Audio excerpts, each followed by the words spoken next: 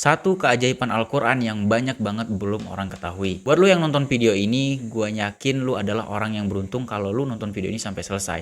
Karena ini gue mau cerita tentang pengalaman gue tentang ajaibnya Al-Quran.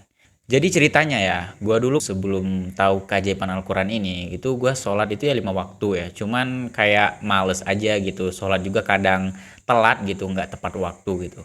Tapi gue punya keinginan, gue pengen berdoa untuk jauh lebih baik lagi dari hari ke hari ya.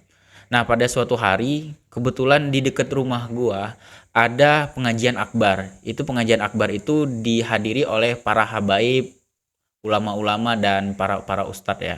Nah, gue itu mau menghadiri acara itu, tapi gue tuh malu karena gue pikir pengajian itu identik dengan bapak-bapak dan ibu-ibu. Malu dong, gue cuman bujang sendiri. Tapi ketika sebelum hari H malamnya, temen gue ada yang ngechat, bro katanya, bukannya deket rumah lu ada pengajian besok, kita kesana yuk.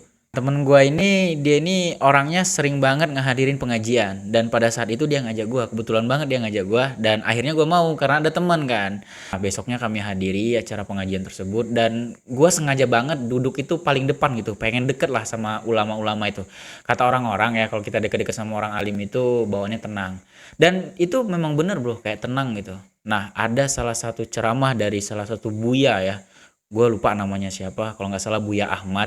Dia bilang kayak gini, pokoknya kurang lebih kalau di rumah itu biasain ngaji gitu, walaupun berat ngaji, cuman baca Al-Quran gitu ya.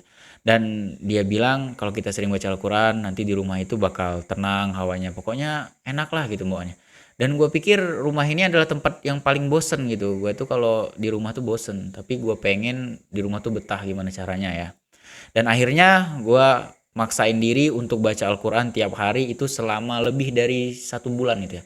Dan efeknya ternyata wah luar biasa banget bro.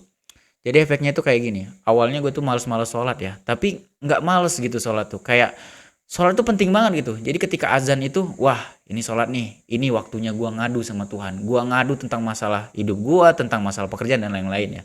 Dan itu kayak puas banget ternyata ngadu sama Tuhan itu. Dan itu kadang doa-doa kita tuh dijawab gitu.